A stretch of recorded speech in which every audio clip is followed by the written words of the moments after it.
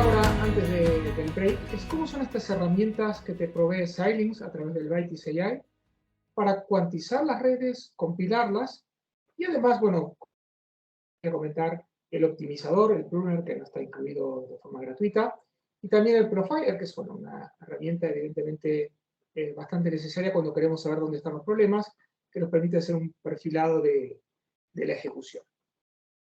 Pues vamos a ver entonces estas herramientas por arriba y luego, dependiendo del tiempo, haré una demo más o menos compleja, dependerá cuánto tiempo nos quede. Muy bien, voy a seleccionar la herramienta láser para indicarlo. Como dije, esta imagen la vemos más de una vez a lo largo de la presentación. Lo que tenéis aquí es la vista de todo el concepto de Bytes AI, desde los frameworks que soporta, los modelos que comentó Sergio que están disponibles, que superan la centena actualmente, y luego las herramientas que nos vamos a concentrar en describir ahora, que son el optimizador, el cuantizador, el y las librerías. Digamos, las dos herramientas que se mencionan al principio es el cuantizador, que es obligatorio utilizar. Las DPUs, que vamos a ver después del break un poquito más en detalle, siempre utilizan modelos cuantizados, solamente soportan modelos de 8 bits. El concepto de cuantización, que lo vamos a ver en unos segundos, no significa únicamente cuantizar 8 bits, pero las DPUs de Xilinx actualmente son de 8 bits. En el futuro habrá 4, quizás haya de precisión mixta, que es una tendencia que en investigación se está popularizando bastante, es decir, tener redes binarias en algunos casos, de 8 bits y ajustando la precisión en diferentes capas, pero de momento la cuantización será siempre a 8 bits. Y el optimizador o pruner o podador, que puede reducir la profundidad y la vamos a ver al final una descripción. Luego la herramienta es el compilador que traduce estas descripciones de alto nivel en instrucciones para la DPU. El formato de esas instrucciones tiene el formato que se llama Xmodel, es un formato propio de Xilinx. Quienes hayáis trabajado con esto en algunas versiones atrás, originalmente eso era un formato ELF, no quiere decir que sea un formato ELF estándar, sino que era con extensión ELF, ahora ha cambiado a Xmodel desde hace un par de versiones hacia acá. Además, tenemos las librerías, de las cuales vamos a comentar alguna cosilla más, que básicamente son llamadas a funciones, las cuales se comunican con el runtime y el Xilinx runtime para hablar con los aceleradores y automatizar cierto tipo de comunicaciones entre los aceleradores y el software para poderlo hacer preproceso, postproceso, mezclar capas que no se... etcétera, etcétera. Y por último, lo que vamos a describir al final es el profiler. El profiler permite descubrir dónde están los cuellos de botellas, en qué partes de la algoritmia, de la DPU o del preproceso, del postproceso, se está gastando mayor tiempo. Entonces vamos a meternos en faena respecto de estos conceptos. Dijimos que Xilinx se dedica a inferencia de redes neuronales. El proceso de inferencia es computacionalmente complejo. Habéis visto con Sergio algunas de las redes de hace algunos años que estamos hablando de millones de parámetros, estamos hablando de American Billions, o sea, 1000 millones de operaciones de multiplicación-acumulación, con lo cual es un proceso lo suficientemente complejo como para ponerse a optimizar. Las dos optimizaciones que se pueden aplicar son la cuantización y el podado de la red. El primer concepto, el de cuantización, significa reducir la complejidad de la aritmética de computación. El entrenamiento necesariamente se hace en punto flotante, aunque hay algunos modelos que no utilizan floating point de 32, sino que usan de 16, o una extensión específica para Machine Learning, que es el bfloat, que es una modificación del punto flotante con 16 bits, pero que cambia los rangos dinámicos. Pero digamos que típicamente se entrenan en punto flotante porque es muy difícil, si no, no perder parte de la precisión. Pero la inferencia está probado que reduciendo la precisión de las operaciones se puede mantener los niveles de precisión dentro de rangos bastante aceptables. Y eso es lo que hace entonces la cuantización. Es decir, reducir la aritmética interna típicamente a enteros de 8 bits. Enteros de 8 bits, perdón, el punto fijo de 8 bits es simplemente interpretar dónde tiene la coma. ¿Por qué se usa punto fijo o enteros? Pues básicamente menos memoria, para empezar, es una cuarta parte de lo que ocupa cada uno de los pesos o los datos a mover. Y evidentemente son mucho más rápidas y permiten consumir bastante menos corriente, con lo cual la cuantización se usa en cualquier arquitectura de empotrados. Nadie hace inferencia en punto flotante porque no tiene sentido computacionalmente. ¿Qué capas están soportadas? Pues evidentemente las convoluciones, el pooling y la parte totalmente conectada, el fully connected, también se normalizan, y la batch normalization también se cuantiza. ¿Sobre quién se puede aplicar cuantización? Pues básicamente Xilinx soporta TensorFlow, PyTorch y Café. Es visto con Sergio. Hay una diferenciación en TensorFlow 1.0 y, perdón, 1X, todas las versiones de 1, y 2X. Hay un cambio bastante profundo en la arquitectura de TensorFlow, tal que las optimizaciones que se pueden hacer son diferentes, y vais a ver en el uso de la herramienta que cambia la forma de llamar.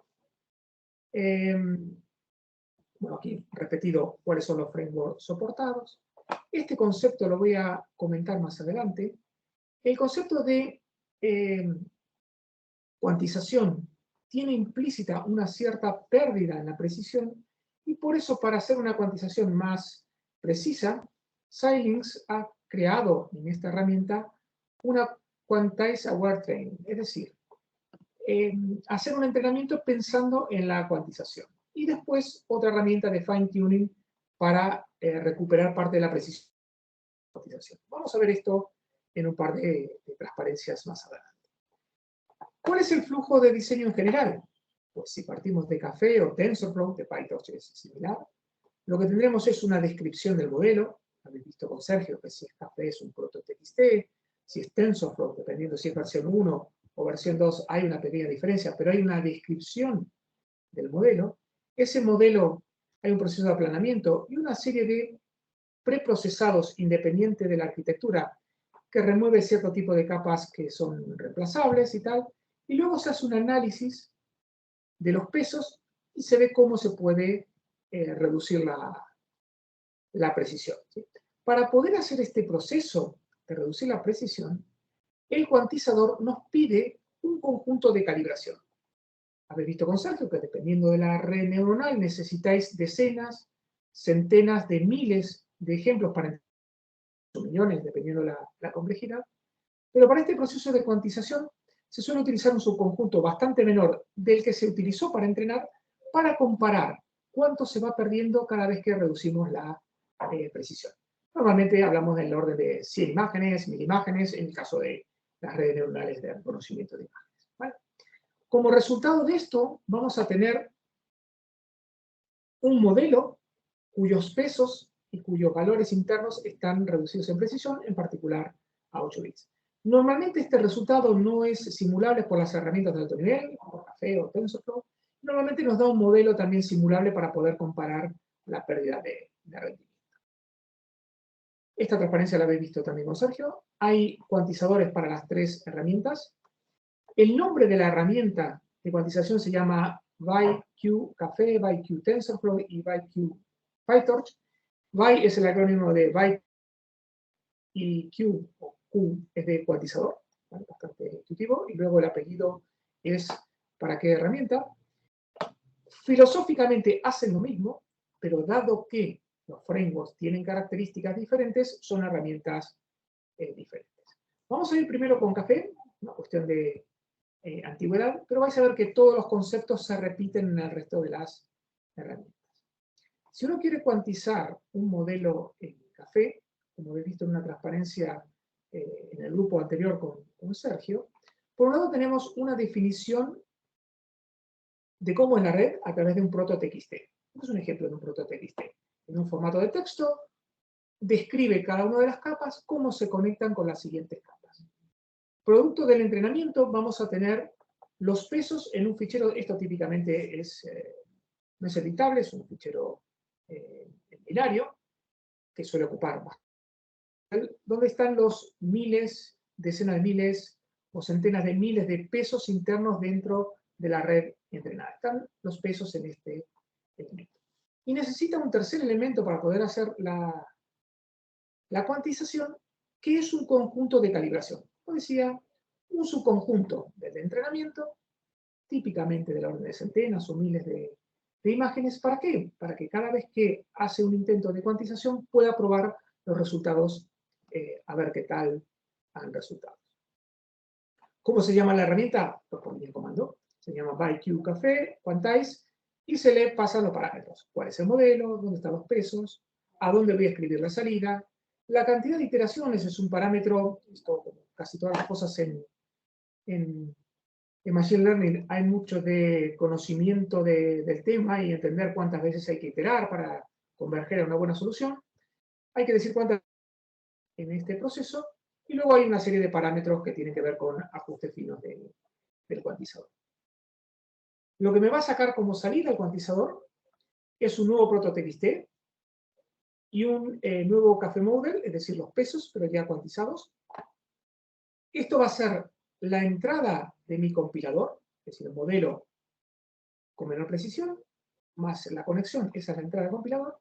Pero este modelo no lo puede leer Café ni hacer nada con ello, por eso te saca duplicado esta información, lo llama Quantize Train Test, proto.txt y Café Model, que es un modelo el cual sí se puede ejecutar en una GPU, una CPU, para, por ejemplo, ver la pérdida de precisión que hemos tenido. Lo saca por duplicado. Por un lado, lo que va a ser la entrada al compilador, y por otro, por si queremos a este modelo ya disminuido en precisión, evaluarlo desde el Café. Esta idea se mantiene en todas las herramientas. Evidentemente, tras la cuantización puede haber una pequeña pérdida de precisión. Estamos usando un menor rango dinámico en la representación de los números, eso es evidente, pero algunas redes en particular son bastante más sensibles a esa pérdida de precisión. Por ejemplo, MobileNet realmente se pierde bastante precisión, y para estos casos el cuantizador tiene una versión avanzada que permite, a través de un proto.txt, describirle cómo queremos hacer esa cuantización, y hace un fine-tuning para perder menor precisión. Es decir, hay formas de mitigar la pérdida de precisión en aquellas redes que son más sensibles de perder precisión. Si nos pasamos a TensorFlow, TensorFlow 1 y TensorFlow 2 tienen una pequeña diferencia. En el caso de TensorFlow, quiere como entrada que el modelo esté congelado. El concepto de congelar el modelo es pasarlo por una herramienta y pasarlo a otro metaformato para poderlo usar en el cuantizador. Se llama de forma muy similar al anterior ejemplo de Café. Le pasaré el modelo de la red neuronal, ¿sí? Una función para saber cómo trabajar con el set de calibración, y ese conjunto de calibración que necesita para comparar los resultados. La línea de comando se parece muchísimo a la anterior, es decir, le diré cuál es la entrada. Tiene que ser un grafo congelado, que ahora veremos que eso se congela de una forma muy simple, y el resto de los parámetros, así como la salida. Cambia qué le paso, porque es otro framework, pero filosóficamente, desde el punto de vista de llamar las herramientas de Xilinx, es muy, muy similar. ¿Qué saca? Pues te saca el modelo cuantizado y un modelo cuantizado para que TensorFlow lo pueda simular en caso de que queráis hacer la simulación. Igual que sucedía antes, te saca dos salidas. Para congelar el grafo, para fixar el grafo, pues hay en la instalación de ByteCI un código Python que hace esa tarea. ¿Veis? La descripción del grafo, llamáis a esta herramienta y os da el grafo congelado. Si trabajáis con TensorFlow 2, eso no es necesario. En TensorFlow 2 cambió el formato interno en que se distribuyen las redes neuronales. El formato tiene extensión H5, y lo único que necesitas darle es el modelo de la red neuronal, así como un conjunto de calibración para hacer el mismo truco de, con un pequeño subconjunto, probar cómo se ajusta. En el caso de TensorFlow 2, se puede usar una línea de comandos normal, o además, como está orientado a utilizar Python, podéis importar dentro de Keras el cuantizador, el ByteDisQuantize, como está aquí remarcado, y luego simplemente llamáis al cuantizador, le pasáis los parámetros de cuantización y al final aquí tenéis que salváis el modelo cuantizado. Es decir, se puede hacer directamente desde Python. En el caso de PyTorch, la filosofía es bastante similar. Tenéis una descripción del modelo, los pesos por un lado y un conjunto de calibración, y también podéis llamar directamente desde Python al proceso de cuantización. Una vez que habéis cuantizado, habéis bajado la precisión de la red neuronal, se puede llamar al compilador. El compilador requiere que la red esté precuantizada. Deben ser de otro valor más que de 8, en el caso de la mayoría de las DPU. Veremos que a futuro eso podría cambiar. Entonces, tras cuantizar, viene el compilador que te saca un código ejecutable para una DPU, ¿sí? Con este formato que mencioné que se llama Xmode. Hay un compilador para cada una de las herramientas. ¿Sí? Para Bytes con café es C Café, Bytes AI, C de compiler y de apellido el framework. Tenéis uno para TensorFlow, otro para TensorFlow 2 y uno para PyTorch. Veis que aquí para PyTorch no pone la palabra PyTorch, sino pone XIR, y dentro de dos transparencias veréis por qué usa el XIR, que es un formato interno de Xilinx para representar las redes neuronales internamente, el cual se puede manipular. Vamos a verlo en un par de transparencias. ¿Qué hace el compilador? El compilador, o sea, para un procesador, para un DSP o para cualquiera, se hace un parseo, en este caso de la topología, no solo del código fuente, de la topología. Luego se construye un modelo interno. El modelo interno, el internal representation que menciona aquí, es un modelo propio de Xilinx, el cual a partir de unas versiones hacia acá se puede manipular, no es para usuarios nobles, sino que es para usuarios avanzados, pero esa descripción es manipulable. Y por último, se genera el código. Para generar el código, tiene que saber qué DPU se va a utilizar. Veréis tras el break que hay varios modelos de DPU, todos son capaces de resolver cierto tipo de redes neuronales, pero evidentemente si tengo una DPU con las mismas funciones, pero menos tensores en paralelo, pues habrá que hacer más operaciones, entonces tiene que saber cuál es la DPU, cuál es su formato para generar el código de salida. Esto lo vais a ver, como decía, a continuación. Hay varios modelos. Hay modelos orientados a resolver en FPGAs de la familia MPSOC, embebidos en general. Hay otras DPUs específicas para Alveo, aprovechando de las características y de los controladores de memoria. Hay algunas específicas para Alveo, de las cuales tienen HBMs. Y para los nuevos Versal, habéis estado algunos de vosotros en las charlas que hemos dado de Versal con los iEngines, hay evidentemente DPUs específicas que sacan todo el partido a los iEngines. En particular, la VSK 190, que es la pieza, la tarjeta de desarrollo que tiene la pieza esta de Versal con los 400 iEngines, y la VSK 5000 que tiene la misma pieza, pero en formato alto. ¿Sí? Cada uno tiene sus características.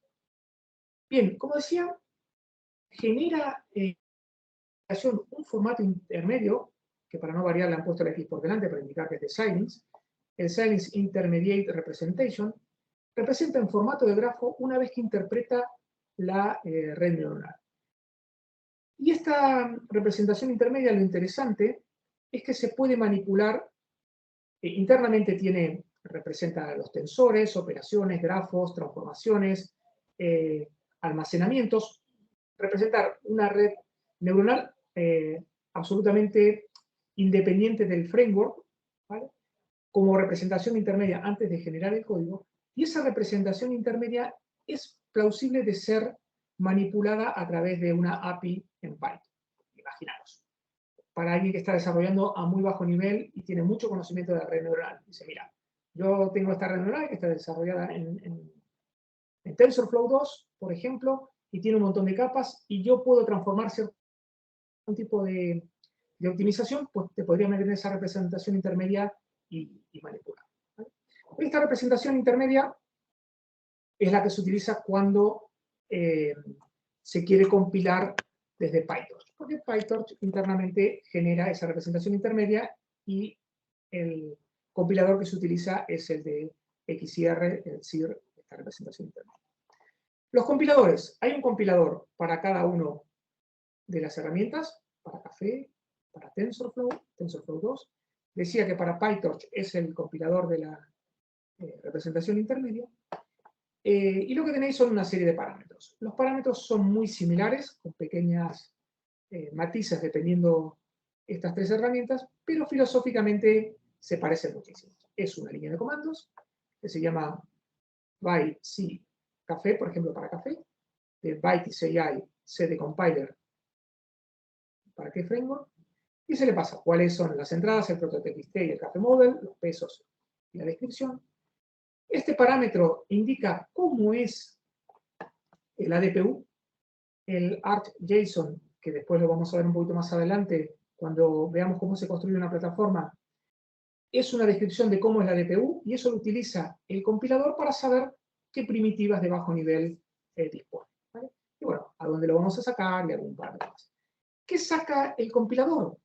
Pues un fichero con extensión Xmodel, que es un ejecutable para DPU, y este meta.json, que es una descripción de la DPU que está utilizando. Básicamente es una expansión de este ArcJSON, son diferentes formatos, pero tienen la misma información. ¿Cuál es la DPU para la cual ha sido programada? Aquí veis la línea de comando, tiene una serie de opcionales para usuarios avanzados. En TensorFlow, la misma filosofía. Modelo congelado, la arquitectura, lo que sea. Y de salida, el Xmodel y el JSON. Fijaros que puedo producir la programación de una DPU de cualquiera de los frameworks y la DPU puede ser exactamente la misma, cual es evidente. TensorFlow 2, pues lo mismo, solo que cambia la entrada, el formato H5, que es el que utiliza TensorFlow 2. Y en el caso de utilizar PyTorch, la herramienta se llama byCXCR, ¿vale? Y tiene la misma filosofía. ¿Vale? Por ir cerrando esta parte, que me estoy pasando un poquito, hablar dos conceptos del optimizador. Xilinx llama a toda esta herramienta el optimizador, pensando en que se pueden hacer múltiples optimizaciones, pero la optimización principal que hace es el podado, es el pruner, que es básicamente cortar sinapsis que no generan productos relevantes e incluso cargarse las neuronas intermedias que no producen ningún valor. La herramienta se llama ByP, BTSAI P de Pruner, y tiene como apellido cuál es el elemento. Y esto permite podar las redes. Un par de conceptos muy elementales respecto al pruning. El concepto de podado significa descubrir aquellas conexiones sinápticas las cuales no producen una variación relevante en las neuronas, eso básicamente cuando los valores son muy pequeñitos, pues dejan de tener sentido. Y una vez que descubres ciertas neuronas a las cuales la sinapsis no están produciendo casi ningún resultado relevante, pues también te puedes cargar las neuronas completas. Este proceso es el que se denomina podado. Suele ser un proceso, y ahora voy a tratar de explicar por qué es esto de iterativo, y en casos extremos se puede llegar a reducir la complejidad computacional hasta un 90% según datos de Xilinx. Reducir la complejidad en un 90% pues también puede tener la consecuencia de que el tiempo de ejecución se vea aumentado en un factor de hasta por 10 o 1 por 5 hasta por 10. ¿Vale? Vamos a ver un detalle más respecto del podado. El podado puede ser de grano fino o de grano grueso. El podado de grano fino tiene muy poco impacto en la aceleración de redes neuronales.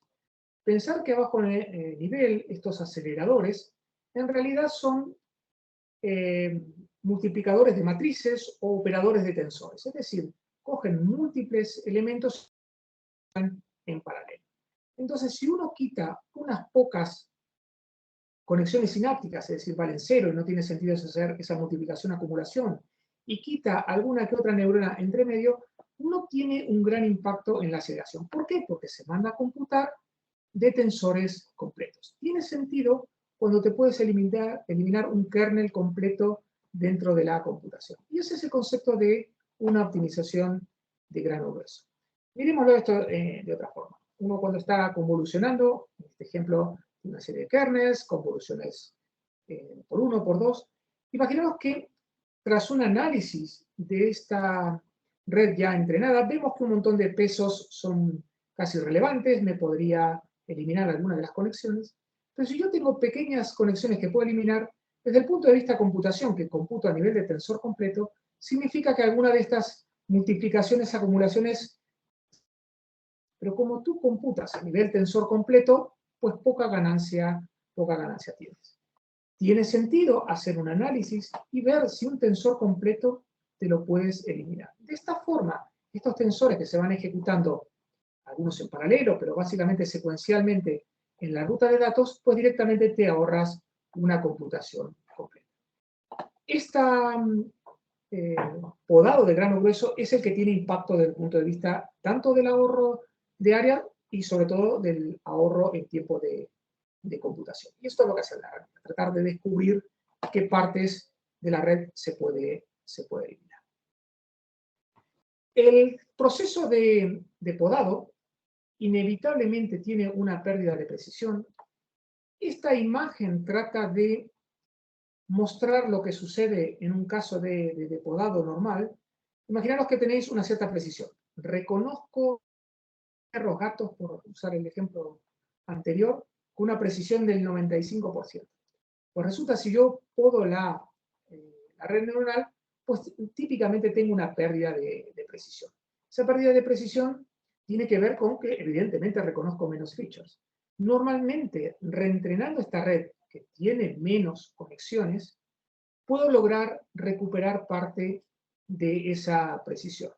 Entonces, esto es un proceso iterativo. Normalmente yo voy a podar, voy a reentrenar con un subconjunto, con el conjunto completo, y voy a volver a hacer un prune.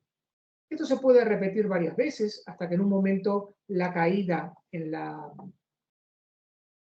precisión de la red ya deja de tener sentido. Pero típicamente esto es un proceso que tarda tiempo y que hay que, conocer un poco de la red neuronal, hasta dónde se puede llegar, pero básicamente tienen asociado un reentrenamiento para que el resto de las neuronas que quedan terminen reaprendiendo la característica que se ha olvidado por quitar parte de la red. Es un poco como lo que sucede como analogía en el caso de una lesión cerebral, pues otras neuronas reaprenden la característica que eres incapaz de reconocer. Este concepto de reducir los parámetros y reentrenar es intrínseco del podado. Normalmente es un proceso, como decía, iterativo.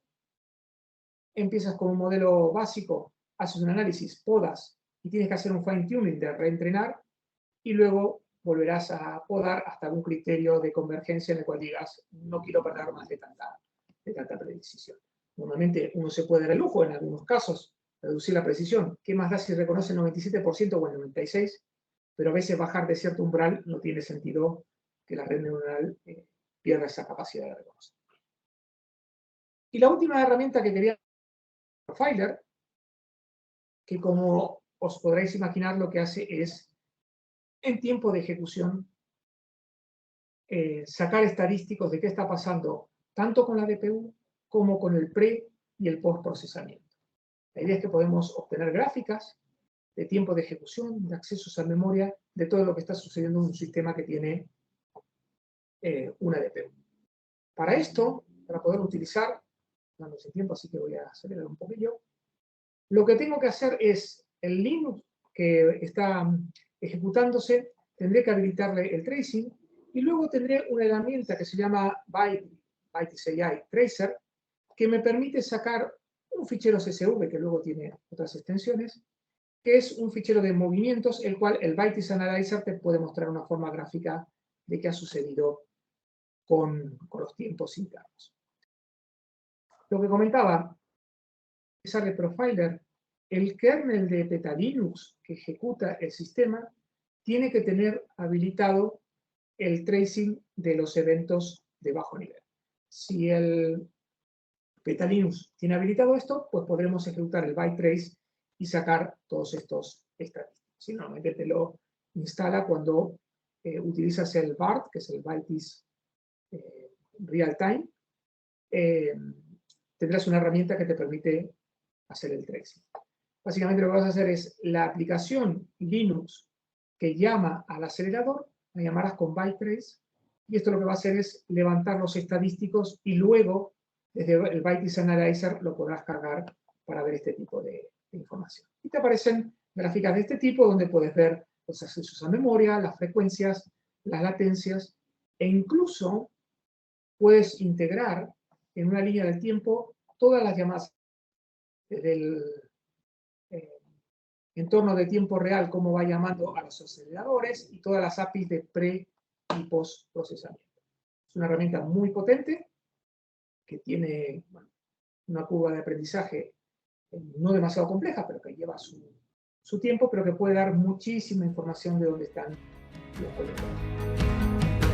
Para finalizar este bloque, voy a hacer una versión reducida